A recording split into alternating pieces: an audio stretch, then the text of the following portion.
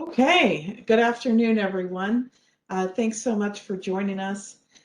We've got everything recording, and that way any folks who were not able to be here today or who are running a bit late can certainly get caught up. But I'm excited to share the agenda that we have for you today. So what we're going to cover, and hopefully you're able to see my screen, is some comments, some remarks on the observance of Juneteenth, as well as WGU's commitment to equity.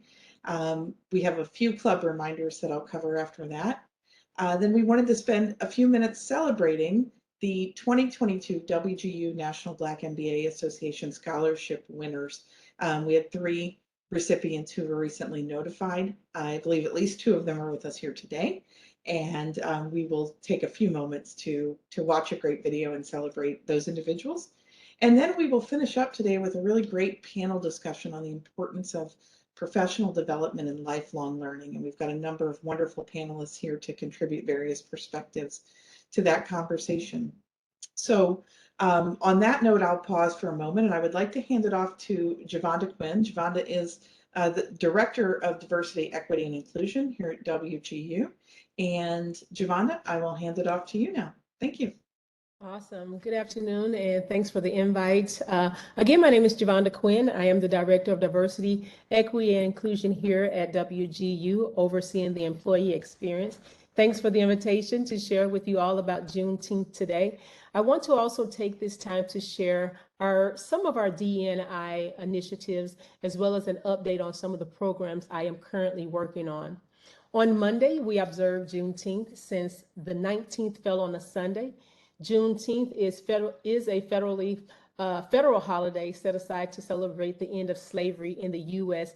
and the promise of a new beginning for our Black and African American colleagues, friends, family members, loved ones, and citizens. As we commemorate Juneteenth, we reflect on the day as a significant turning point toward hope and opportunity. Though our nation still grapples with social injustice and inequity, we believe change is possible.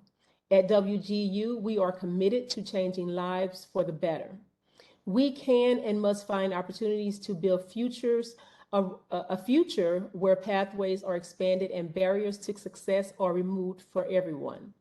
My hope is that you were able to join us in remembering and celebrating this pivotal date in the history of the U.S. As a university, we formally recognize Juneteenth as a day to reflect on the role of each of us can play toward opening pathways for our students and each other. I have asked Francesca in our office to kind of support me here today, so she will be dropping a few of the links into the chat, and I'll ask that you reflect on those after this if you want more information about any of the programs that I share with you today. So as we continue to work to advance equity here at WGU, DE&I has developed programs that provide our Black and African American employees, as well as other underrepresented communities, an opportunity to convene in an inclusive way that gives employees access and exposure to resources and experiences throughout WGU. We have our employee resource groups, which are our ERGs, that provide a platform that not only our Black and African American employees, but other underrepresented groups can engage in. These are voluntary associations of our full and part-time employees who share a common interest. These groups are designed to provide a sense of community to all employees and strategic support to our WGU initiatives, increase employee engagement, retention, awareness, professional development, and support to our DE&I ideas and concepts. We also have our Advanced Equity Speaker Series. This is a series that provides a platform for discussions with DE&I speakers and experts to take a deeper dive into our DE&I concepts. This particular program runs every third Thursday of the month at 11 a.m. Central Mountain Standard Time. Central Standard Time is my time. So 11 a.m. Mountain Standard Time. And I would love for you all to engage in that. I want to say last week, the 16th of this month. I can't remember the dates where we are now, But the 16th of this month, we had a Wade Davis, a speaker there that I would love for you all to go to our DNI intranet. Francesca, if you can drop the link there for that, our WGU intranet for DNI, to learn more about what we do here in our AES, which is our Advanced Equity Speaker Series. And then you can capture some of our other speakers that we've had in that series as well. But again, it's the third week of each month on a Thursday. We also have our Film Forward program. It is a series of short films that help you explore DE&I on the screen, where stories are told that celebrate diverse voices and foster vibrant conversations. This particular program is offered once a month. These are short films with a minimum of about 8 minutes to maybe about 26 minutes at max, but it's a way for you to take deeper dives into our D&I concepts around bias, privilege, and microaggressions and unconscious bias and bias. But you can also see these films celebrating our commemorative months there as well. And Francesca more than likely has also dropped the link for our Film Forward series there as well. And then we have our training program, which is How to DE&I. This is something that we launched in the spring. Jason Thompson, our VP of DE&I, has started to do these at request from various departments, where we're sharing our training around our D&I concepts, which are our definitions and shared language. Also, you'll have training that we offer around our definitions, microaggressions, bias, and unconscious bias and privilege, and we have a training on how to talk about race. Again, these are things that you can request. You can send Jason Thompson an email directly, or you can send me an email directly, or you can send an email to our diversity at wgu.edu email. And again, Francesca should be dropping this information into the chat for you for future as a future resource. We also have a couple of programs that I will be launching in the next couple of months. In July, we have our Nest Communities. This is a program that is similar to our ERGs. It's a university recognized and supported volunteer association for our full and part-time employees. This is where you can come together and share a common interest or goal, or act together for a specific purpose. This particular group, I'm really excited about it, because if you wanted to start a group and it didn't fit inside of our employee resource group, it's the opportunity here where you can come together to bring your group. This is more of a social a club, if you will. This group does not have to align with our WGU and DNI mission as the employee resource group does. So look for this being shared out at our within our newsletter on our DNI site, as well as at the town hall in July. And then we also have our Achieve Together Executive Connections program. I'm excited about this one as well. This will launch as a pilot in our employee resource groups. It's going to be, or it is, a networking program between senior leaders and employee resource group members. It's designed to advance equity through conversation and acceptance. The opportunity will provide a forum to help leaders understand the differences and unique challenges of our ERG communities. And the program will also help improve retention by giving employees the opportunity to network and share the diverse perspectives. Really, it's designed for our employees. For example, if we were in a brick and mortar, you would have those opportunities to organically meet each other and authentically have these genuine conversations in the hallway, in the cafeteria. And so we're trying to create a space for that. Through the Achieve Together program. If you are part of our employee resource groups, you will have by now heard about this and will have received the application where you can apply. If you're not a part of that, or if you have not been in your meetings and haven't received this information, we will be sharing information out at the town hall, as well as on our newsletter as well in July. This program will launch in August. Last but not least, there are two other programs. Well, one other program I didn't mention, our Film Forward Club, that we'll be launching. Hopefully we launch it in July. That's the goal. But this is the program, again, for our employee resource group members. If you're a member there, you will have heard already from Francesca about how to apply for this program. We're really giving our members an opportunity to really engage and help us select films that are going to be most appropriate for our employees here. So it's another opportunity to help support the DE&I mission in our office. And last but not least, these last two programs that I am working on right now is an allyship and a mentorship program. Super excited about these two as well. My hope is that by the end of fall, maybe end of the year, that I'll be able to share more details about these programs and how you can get involved here. And the last thing I'll mention is that we are celebrating Pride Month. Hope that you have been celebrating with our Pride Owls. If you haven't, go and check out their website on the intranet and learn all about their activities and events that they have for the remainder of this month. Thanks, Shavonda. Thank you. Appreciate you coming today and Francesca joining us to provide some links. So a lot of great resources, and I should mention, because we do have folks attending who are both students and alums and faculty and staff, that we also have some student affinity groups. That effort has recently begun. It's a growing effort, so we'll definitely continue to share some information in this space so that any of our student or alumni members may find connections there as well. I know it can be hard in an online place to meet your people, so to speak. So thank you. We appreciate you a lot. Thank you. Enjoy the rest of your afternoon. All right. So we will jump on through. I wanted to just provide a few reminders for the virtual club. First off, we are accepting new members. So we're always accepting new members. If you're someone who's attended our meetings and haven't yet joined, we encourage you to do so.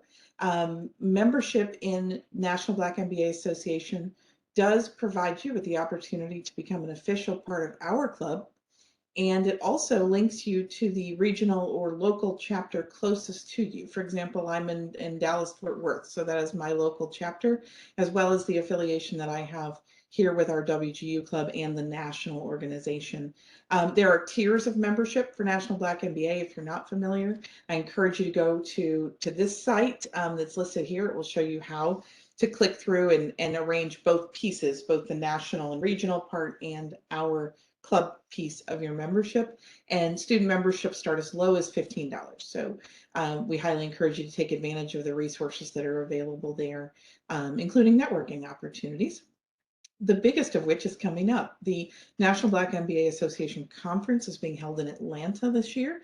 It is in late September. Registration has just recently opened. There is a massive job fair that takes place as part of this. So for any of you who are interested in attending, it is all in person this year.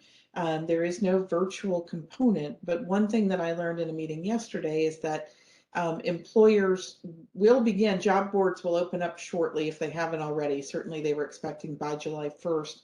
And employers with urgent needs may begin interviewing individuals virtually prior to the conference. So there's great advantage if you're planning to attend that event to register as soon as you can so that you can upload your resume to the job board and make yourself available to anyone who is either booking appointments for the conference days or interested in virtually interviewing in advance of that. And then last but not least, please join us for the other webinars we have this year. So if you're not a member, we always welcome you.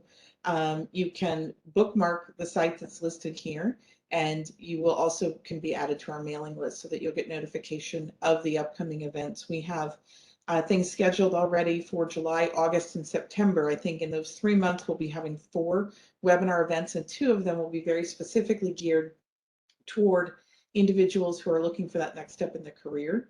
One of them will be about imposter syndrome, something that I think a lot of us deal with at various points, is living in our confidence that we should go for that opportunity or that job and expressing that confidence to a potential employer. And then we'll also have a webinar on salary negotiation that'll be coming up in late July or early August, along with some other great content. So please sign up there so that we can include you on the mailing list. And it's now my pleasure to share with you all that we have awarded the 2022 WGU National Black MBA Scholarship. So we award 3 scholarships each year. Last year and this year, we've done them all at once. So it's a competitive scholarship. The process was open for about 3 months, I believe. Individuals who were interested in starting graduate study here at WGU in one of our 5 business programs were invited to apply. They needed to be members of National Black MBA, so another benefit of membership. And we had a bunch of amazing applicants, and our scholarship team reviewed each of those, including the statement of purpose that each applicant submitted. And I'm pleased to let you know that we have selected 3 amazing recipients. I mentioned at the start, if you came in late, 2 of them I think are here with us today. I want to show you a video first. Bear with me, it's about 8 minutes long, but it's pretty spectacular. So I will show the video so that we can celebrate these individuals who are starting their journey through to their master's degree in business. And then I think at least one of them may want to come off mute and say hello. So we'll give them an opportunity to say hi for a moment before we move into our panel discussion to finish out the meeting. So hopefully I've done this right and you're going to be able to hear this and see it. So here goes.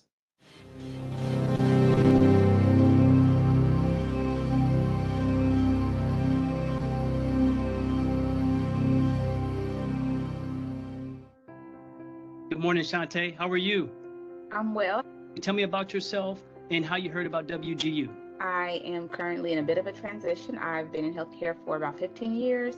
I'm a student, I'm a mom. And why the MBA at this particular time? This is the perfect time. Perfect time for the MBA. I already wanted to get my MBA. I've always wanted to get my MBA. So finishing my bachelor's in health information was more of a completion project for me, I guess. I had started it before in work and family, and I hadn't completed it. So I went back and completed it. And now I can focus on business. I want to start my own business. I'm very entrepreneurial. And so this degree in business is going to help me achieve that. Provide me and my family with more opportunities in both corporate world, as well as help me in entrepreneurship and my mission in entrepreneurship, which is even more important. I really want to help women and especially women of color with leadership and business development. My objective is for them to be able to really maximize their opportunities, increase their value in the marketplace, create additional streams of income, build generational wealth. Really, I'm trying to remove some of the ceilings that we have in corporate world by being just an employee. I'm really wanting to take that away by empowering them with entrepreneurial aspirations and entrepreneurial skills. And so, yeah, that's exciting. That's what I'm looking forward to doing. Well, Shantae, I think on that note, I think I need to be a little bit honest and truthful with you. This is not really for the committee. This is really an opportunity for me to tell you that you have been chosen to receive the National Black MBA Association Scholarship from WGU. And so from WGU and myself, I just want to say congratulations. Again, just hearing your story, how you're going to impact not only your life, but the life of the 3.5 young men that you have, but also your community. We could not think of a better person to make this award to. And I just want to say congratulations and thank you for taking the time to share your story with me this morning. Thank you so much. Thank you so much.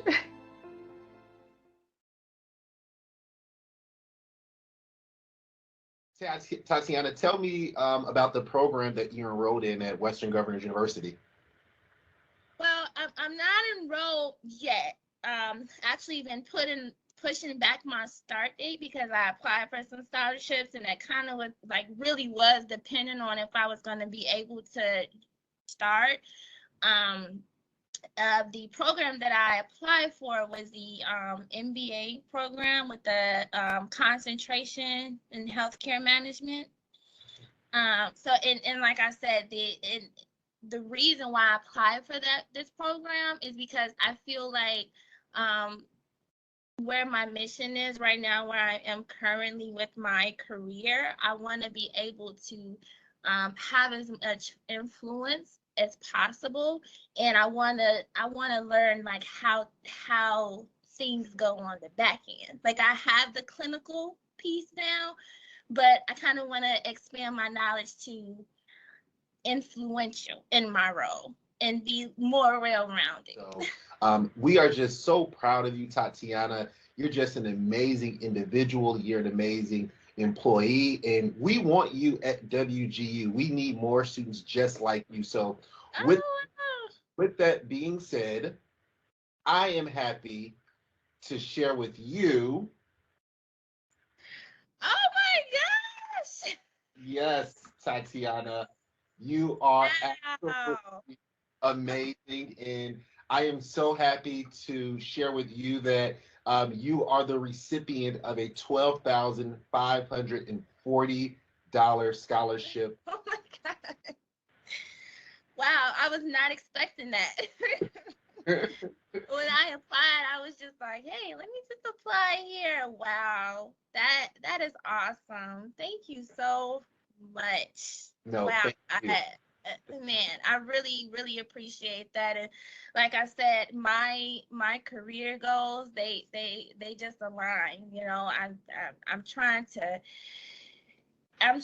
accomplish things throughout my nursing career, and this will definitely help. So thank you. Thank you so We're happy that we can provide this scholarship to you. So you'll get more information from us in the coming days. But again, on behalf of Western Governors University, thank you for just being an amazing individual. Thank you for giving back to your community. Thank you for the work that you do in the healthcare field. You are a hero today, yesterday, and every day. Thank you, Pride. Yeah, thank you.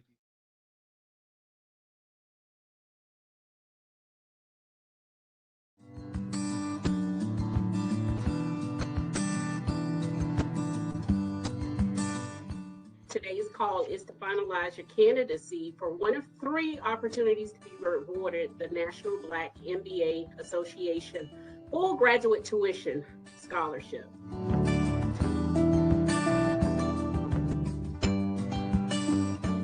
WGU, I started with them when I was at the domestic violence shelter, and they worked with me every step of the way. I had so many health issues, and I had a lot of other stuff, going to court with my divorce and different things happening with that, and they were there whenever I needed anything. I want to give back to the community. I've been given so many opportunities to further myself, to better myself, to get out of an abusive relationship, to get back on my feet, and I want to give back to people. My goal is basically to try to do virtual notary as a signing agent and work on that, as well as to continue to work with Urban League and other charities in the community. The schedule is very flexible, it's affordable, and the number one thing is that you can do it. Anybody who can hold a job can do the work. It's just a matter of making the time. Who would be the first person you call to say, hey, I got it? My parents and my boyfriend. You were rewarded the scholarship. Thank you so much. Oh, you're right. I'm so happy. Thank you. I wouldn't have been able to do it without WGU. You guys are amazing.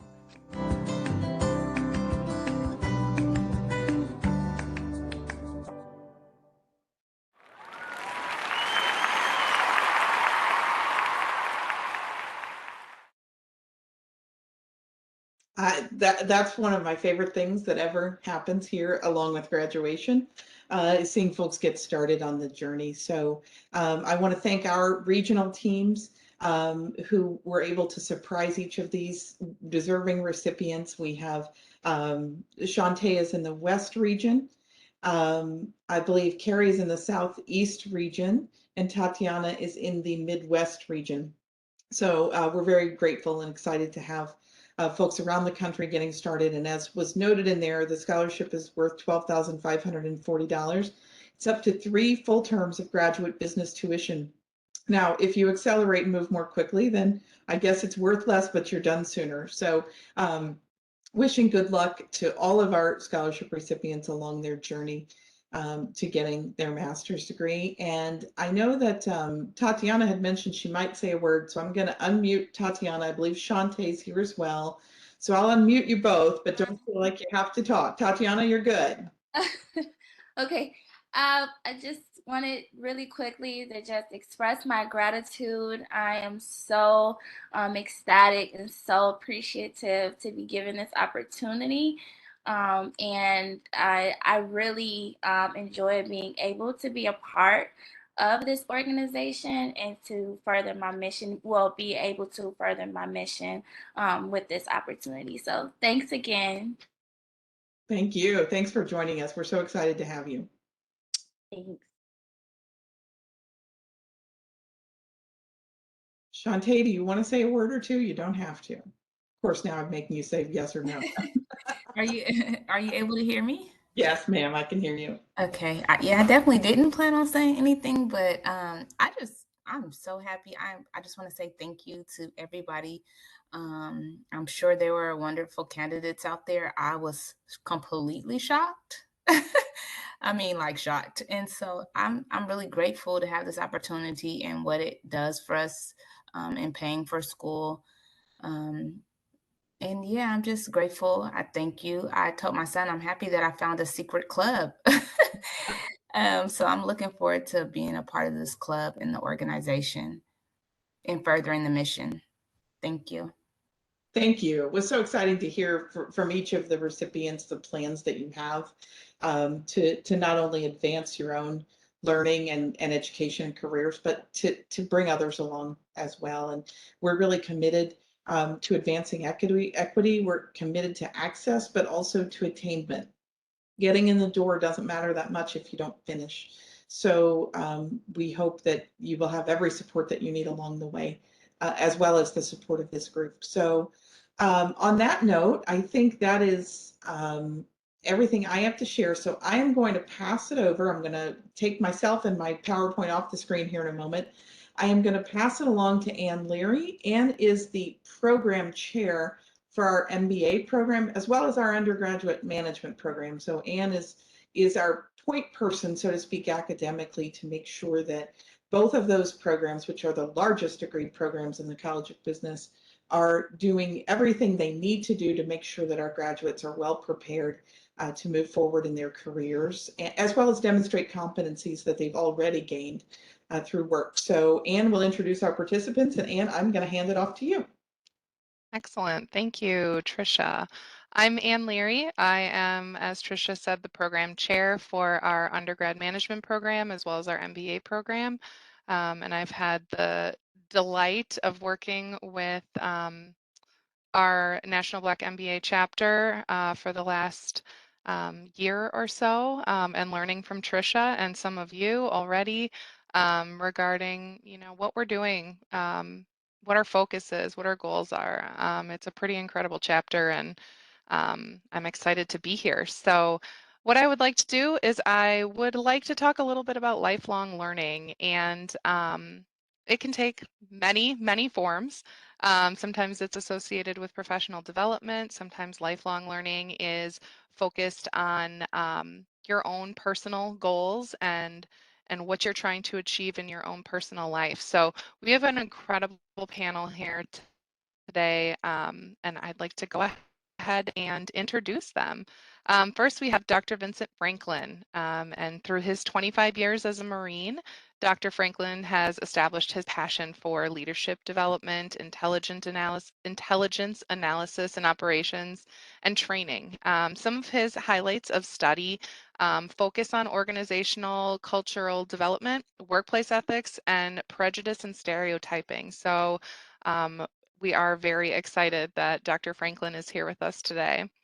Our second panelist is Dr. Mamie Pack, and Mamie is really passionate about education. It's what drives her: educational equality and breaking barriers, supporting education through growth and mentoring is really at the crux of what Dr. Pack does.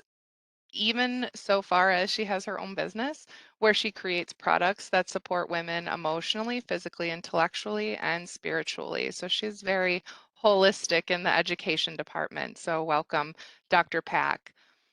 Our third panelist is Dr. Deborah Ward. Dr. Ward has been in education for nearly 2 decades. She comes from nonprofit consulting and strategic advising, which seems like an absolutely natural path from working with nonprofits and helping them with their own goals and focus, and moving into education to help students and focus on their success as well. So welcome, Dr. Ward. It's great to have you here. And last but not least, Dr. Michelle Stewart. Prior to her 10 plus years in higher education, Dr. Stewart served in the healthcare industry for over 23 years. She worked with direct patient care, clinical management, healthcare education, and she continues to be highly involved in industry through serving on the board of directors of ACHE, which is the American College of Healthcare Executives, as the director of student affairs. So she's got a great marriage of education and healthcare going on. So welcome, Dr. Stewart, as well. All right, so I'm excited to get going. So I'd love to hear from Dr. Franklin if you want to kick us off and talk a little bit about the culture of the military, and how that fostered your passion for lifelong learning, or how the culture of the military helped you foster that excitement. Well, you know, I've been in and around the Marine Corps my entire life. My father did 30 years in the Marine Corps. I did 25, and I would have stayed for the other 5 had my father not recommended that I get out. He said, "Son, you have options." And and he was concerned. Is something else sending your son back and forth to war zone? One thing for you to go yourself, but I was going back and forth. In any case, the best thing that I gleaned from a military lifestyle and what I really learned as far as leadership and management and planning and organizational development is to always consider others better than yourself. If you are a leader, a real leader, you're always concerned with mission and mission accomplishment, but you have to be concerned with your subordinates and your peers and making sure that everyone has what they need in order to accomplish their individual missions. That includes whether it's logistical support or personal support or help with their family. But that sense of unselfishness that you learn as part of the military clique, for lack of a better term, is what you really gain an advantage from having, always wanting and having to consider others better than yourself. So I hope that answered your question. I love that. I think that really exemplifies the alignment to lifelong learning and balancing the professional and the personal, and being able to reflect on that and grow and make goals accordingly. So that's wonderful. Thank you, Dr. Franklin. Yes, ma'am. Dr. Ward, if you are pursuing professional advancement in terms of lifelong learning, how do you determine where to start and what goals to set? Where's the beginning?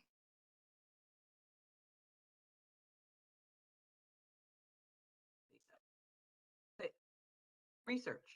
The beginning starts with research. Research what you're wanting to do, who you're working with, everything that you're wanting to do. I would say Google is free at this point. Research, network, talk to others. That's where it starts. Research it and networking to find out all of those questions that are bothering you or that you need those answers for. And then just keep branching out. When it comes to your network, you're going to find somebody who has those answers, and then they may refer you to somebody else to continue on your search. That's all where it starts, is researching it and talking to others and networking.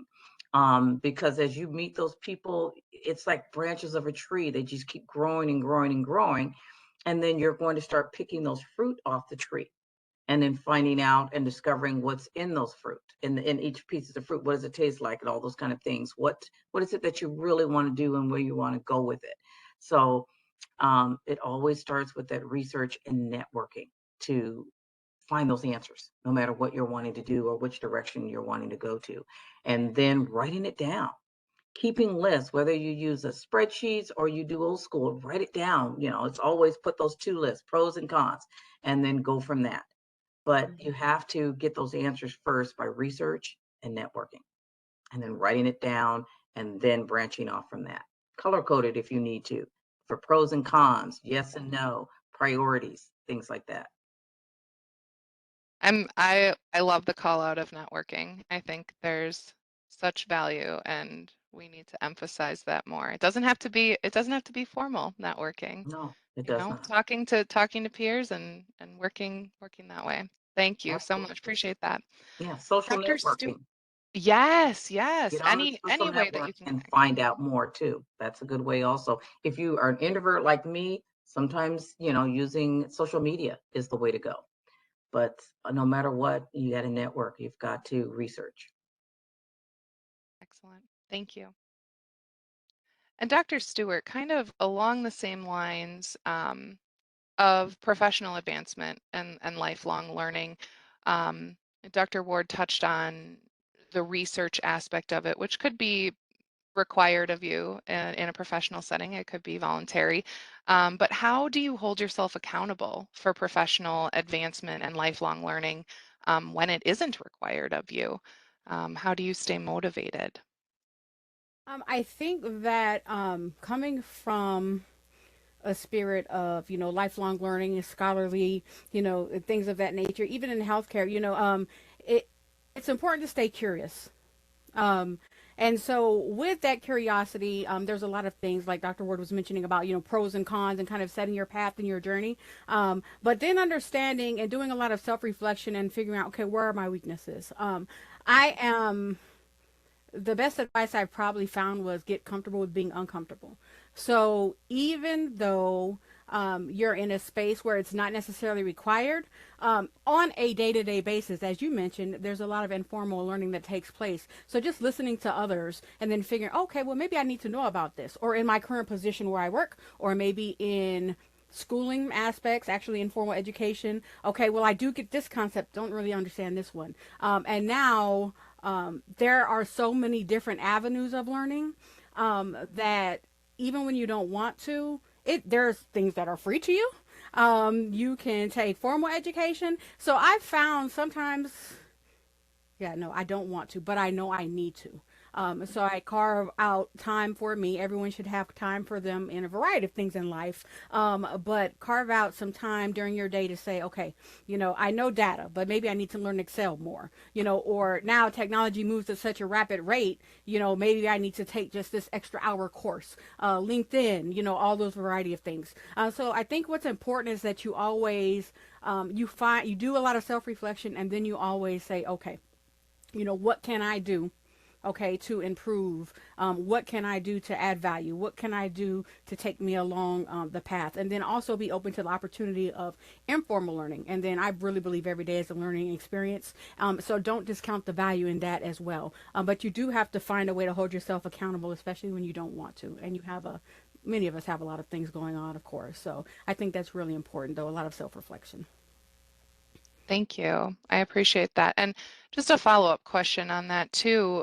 For so many of our students, I mean, all of you work in higher education and you are passionate about lifelong learning, and there is an element of that that excites you and ignites, your day.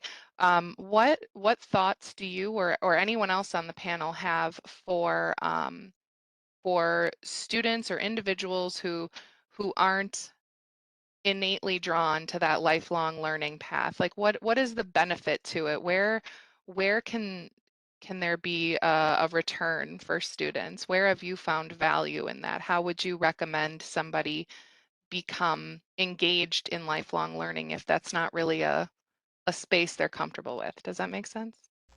It does. Go ahead. Yeah, it starts with finding out what drives you to learn something new. whether it's a creative or an innovative pursuit, you have to find out what's driving you. Not everybody's a lifelong learner, but there's something that's driving you, whether it's to learn a new skill, learn a language, learn why birds sing. There's always going to be something that's driving you. Then grow with it. Keep going with it.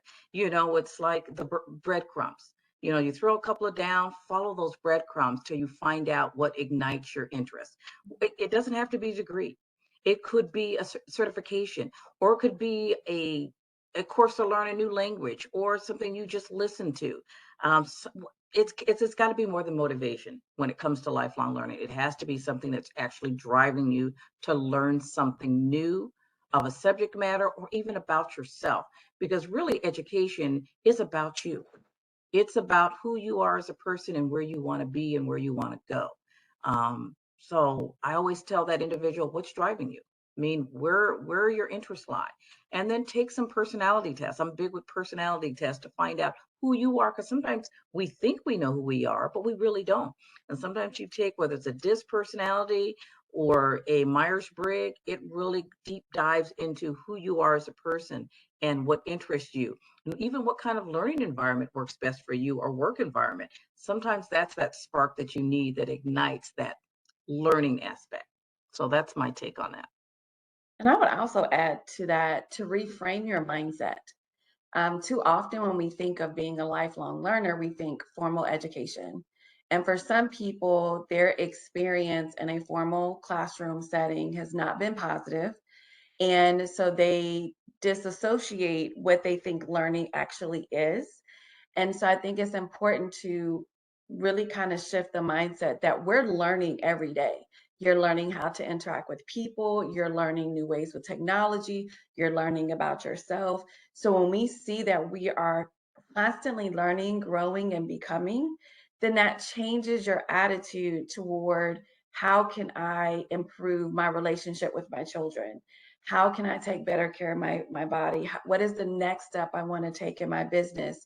So we're always doing those things. It's just that you don't have to sit in a classroom to do it. You can do a podcast, you can have a conversation, you can network, you can get on social media. So there's all these different ways for us to learn that's going to work, but we have to be willing to have a different mindset about what does learning mean and what can it look like for me. If I might, just briefly, Yes. the one thing that the question that one has to ask when they're going into a learning environment, because most people are motivated, you have to find out what you're motivated by. What's in it for me? What am I going to gain by going and going into this endeavor? Because, as I'm fond of saying, the learning process is painful, and you have to be humble to learn. You have to really strive to gain access to information and make that information part of yourself. So, I always ask myself, what's in this for me? What am I trying to gain? What am I trying to accomplish? And where's this going to put me in the future? And any learning that you can have is a positive experience, but understand, hey, what's in it for me? How will this make me better? And that's what an individual should be striving to do. Be better with it, better today or better tomorrow than you are today. That's what's in it for me. Thank you. Thanks. Dr. Pack, I know mentoring is pretty important to you. It's a big focus on what you've done and I can even tell from the way you answered that last question that it's something that's close to your heart. Can you speak a little bit to the value of a professional mentor, or even an informal mentor, who might be there to help guide your choices or assist you in choosing a direction for learning or for experiencing a type of learning? Yeah, so mentoring absolutely is my passion. And really, I got into mentoring because I didn't have a mentor. when I started teaching, I had to figure out a lot of things on my own. And I'm a military spouse, and military brat as well. I have 4 sons. And learning all these things was hard. You're in new places. You're like, can somebody please just help me, direct me, walk alongside with me, let me know that I'm not in this alone. And so once I got past my first year teaching, I was like, I will be sure that I'm going to make the next generation better. I'm going to have a legacy mindset. And so whatever I could do to not make somebody like me, but how can I help you be a better version of you? What do you need? And so that became my question. What do you need? And so when you're looking for someone to mentor you, one, if you don't have a personal relationship, I had a lot of mentors that didn't know they were my mentor. Okay, like I read their books, I watched their, the videos, the podcasts. I did everything I could to soak in as much information as I could until I could build a personal relationship. And it's important to really have set boundaries when you want a mentor relationship and know the difference between having someone that's a mentor, having a coach, having someone who's in ministry. So knowing what it is that you need and how those relationships are different. So I do encourage you to find someone that you can learn from. And be clear about what type of relationship you want with this person, what you're hoping to gain, and talk about those boundaries. So that way you're not constantly pulling what someone doesn't have to give, and that mentor is also holding you accountable. So it's you're opening up a level of vulnerability, a level of transparency when you're in a mentoring relationship. And so what I encourage people to do is to look for some place that you want to go. Not that you want to be who they are or do even what they're doing, but you want to be able to learn what can I learn from their marketing strategy? So if you're in small business, you go look at big businesses that are doing stuff and doing it well. And you want to see what can I learn from their marketing, their email, what can I learn about this, how this person leads. And so it's important that you are coachable and teachable. And so I can tell when I'm in a room with somebody who wants to learn, someone who wants to grow, who wants to be invested in the learning process versus someone who just wants to take something from me, because then it's transactional. You don't really want a mentor. You want answers to get where you're going, and that's not mentoring. So it's very important to identify what do you really want and what season are you in? Because some seasons you do need a mentor, someone that can speak life, can speak encouragement, hope. And then other times you do need things that are more, hey, these are the tasks I need to get done, and you need to buckle down and get them done. So you have to really kind of know those things to give people space to speak into your life in that way. And not everybody can do that. That's great. Thank you. Mhm. A lot of ownership and self-reflection and knowledge of self in the decisions in lifelong learning. I think that's pretty clear.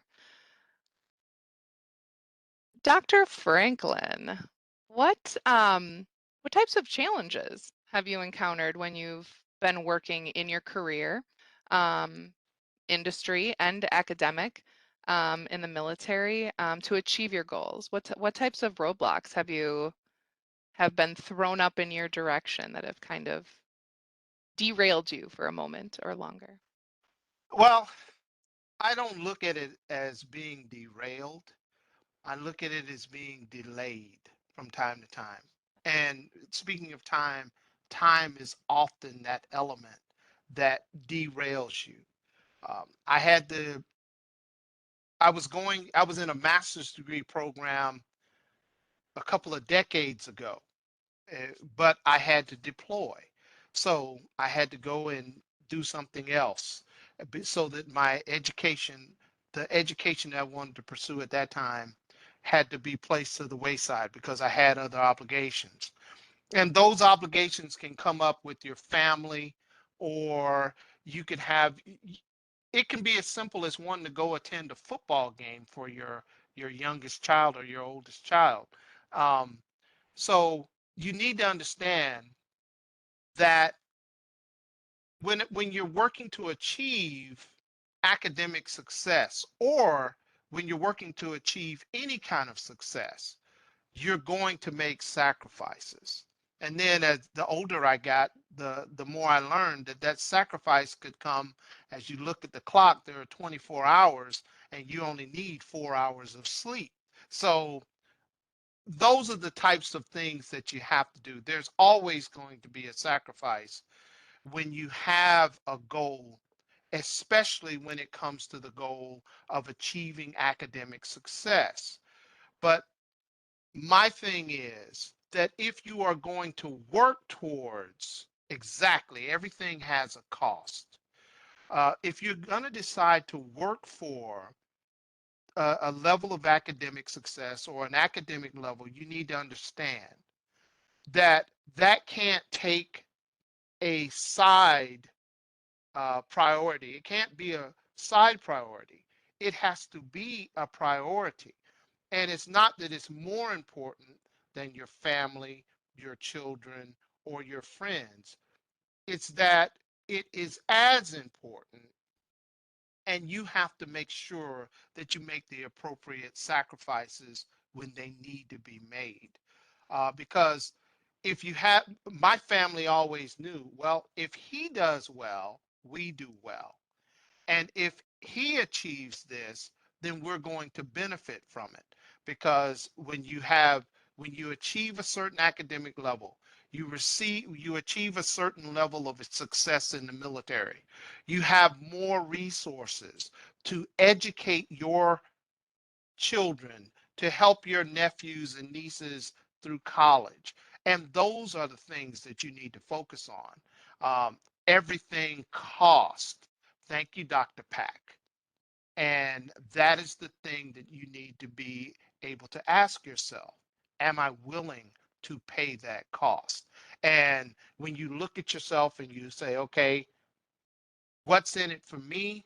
The cost is usually worth the sacrifice, especially when you're working to do things for your family. Can I add to that when you talked about derailing? Yes. Because that hit me because honestly it's something that maybe just recently I've just gotten over. I also was in the military, and my direct path in my head was, I'm leaving here, I'm going right into healthcare. That is exactly what I'm going to do. I love academics, but when I become older, then I will be a professor somewhere. I will have made it then. And so my train really derailed when I left the military. The healthcare, I left the area as well, so my connections were not there, and I was derailed really from healthcare to academics. Even though I was very passionate about both, my true goal was healthcare. And that's why, in terms of like Dr. Pack and Dr. Ward and Dr. Franklin were saying, there's a lot of informal learning that happens. Sometimes it's those hard times that really build your true character, and you're learning through all of those things. It really literally took me about 8 years or so to get over the fact that I'm not working in healthcare. I'm in education, but I want to be in healthcare. And so I caution everyone to, even when you have a plan for your life, sometimes you will be rerouted, and it's okay. Because what I have found is I couldn't be happier in academics, and I can still have my foot in healthcare, and do those multiple things. So even a derailment, sometimes it's not permanent. It's just a path for you to learn something else. Okay, and then figure out how everything works together, and finding out, hey, I'm able to do both, and get into all of these other areas of learning. But on the other side of that, I do caution you not to take low-hanging fruit. Just because of the world that we live in, there's a lot of things out there. And you're like, okay, I'm going to take this class, and I'm going to take this class, and I'm going to take this class. But really, again, do that self-reflection. Is it value add? Even though I've been derailed, what's the best way for me to get back on, my path on where I want to be? Because everything that you do, like Dr. Franklin said, is going to benefit you as well as your family and those around you, because you're able to also be that informal mentor to others just through the path that you walk. So thank you for letting me share that. And if I can add one more thing, we're talking about I look at it as delay, because derailment, hey, you've achieved a level of success, and congratulations on that. But this is one other thing that I would like to recommend. I stopped believing in failure about 2 decades ago. There is no such thing as failure. There's only such thing as continuous learning and the opportunity to keep moving forward. Sometimes you have to take a knee and drink water in order to get your breath and get up. You might lose this one time, but if you're still breathing and still able to make forward progress, there's no such thing as a loss. You just gained a hard lesson, or you've learned something. So my thing is, don't believe in failure.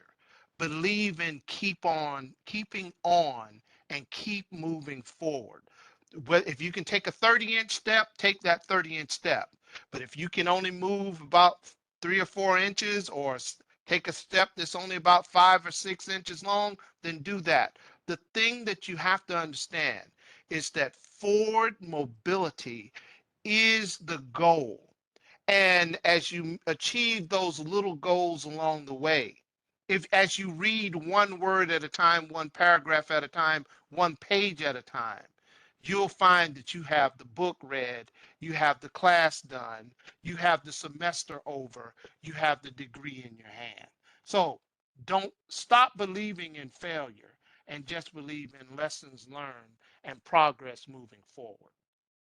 And I like everything we do is an opportunity. Everything what we're doing, when we talk, you guys mentioned derailment, I think opportunity, because our interests are segue somewhere else to build upon that.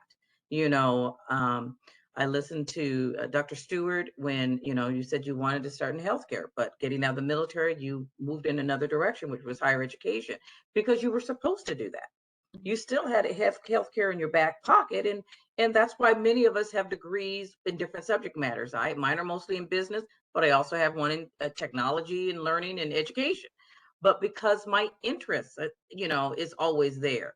I'm looking at doing some certifications in cryptocurrency and blockchain because my interest is there. I want to learn more about it. So they're really not derailments. They're just opportunities for our growth, for our knowledge, to pass on for ourselves, our families, and others.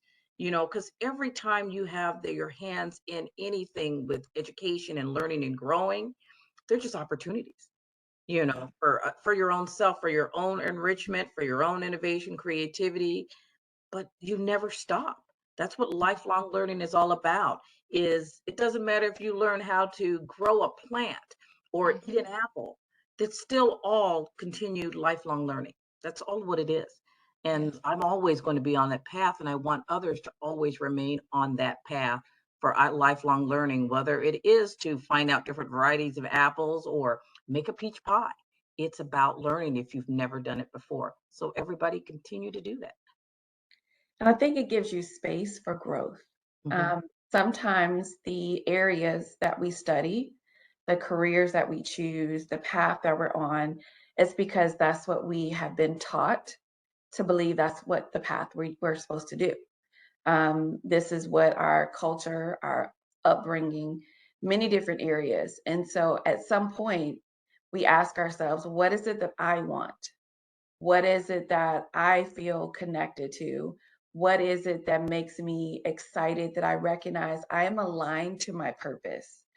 And that can be uncomfortable space because now you're stepping away from what has been laid out for you, what has been expected of you, and you're have to have bravery and some boldness to be able to take ownership of, this is who I am. This is the space that I belong in, and this is where I choose to use my voice. And so sometimes that derailment actually is alignment. And so it's uncomfortable. And so I like to remind the people that I mentor, when they start using the word should, they're like, I should be here by now and I should have accomplished. And I'm like, let's should. Well, it would be nice if. So anytime they tell me shit, I'm like, oh, well, it would be nice if you accomplished that by 23. It would be nice if you got this done while you are still being a caregiver and while you're raising your children and walking through a divorce. Like, yes, it would be nice. But let's deal with what's the next step we can actually take. Where can we go? And how can you give yourself freedom to be able to really step into who you could be in this season of life and who you could become? And that bravery and boldness, I think that's the part that's not always talked about in lifelong learning, is that it's also a breaking away of things that hold us back and that are so that we can become our truest self. That's awesome. That was an incredible way to close. That was not even the closure. So my comment and my question about derailment set you all off, and it turned into an incredible set of recommendations and thoughts for our attendees. So thank you guys very much. Great panel, great discussion. I feel like we could go at least another half an hour. I've got a ton more questions. So, but everyone have a great day. Thank you for joining us. And I hope you're walking away with some good takeaways. Thank you. Thank you. Thank you. Bye-bye.